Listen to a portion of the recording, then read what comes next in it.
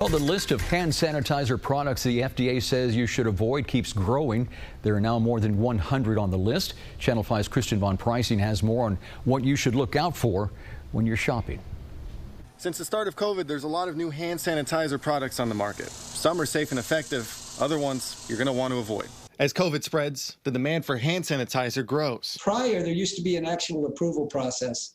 A company would submit their hand sanitizer to the FDA and it would be approved. Dr. Richard Costello, Environmental Health Safety and Risk Management Director at UTRGV, says things are much different now.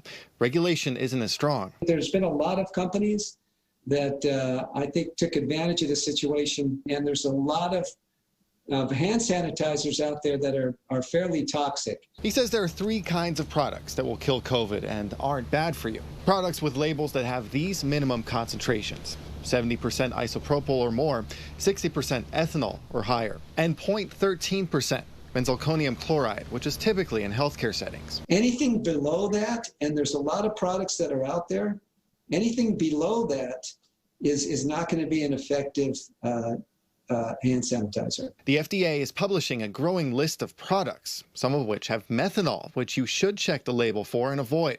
And fewer products are being denatured or have alcohol that goes through a process of making them taste bad. Costello says that's a problem with kids. When you're younger, toxicity, it's going to be a lot more toxic to a child. So children will sometimes put it in their hands and then lick their hands. So anytime you have any child that's less than 6 years old, what you want to do is make sure you supervise. Mixing alcohol with aloe at home to make your own blend, also tricky. It can get tricky.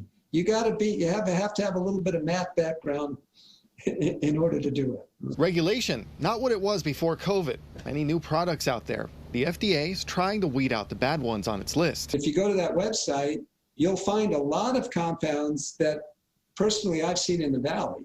A lot of them are manufactured, unfortunately, by our neighbors here in the South. They contain methanol for whatever reason.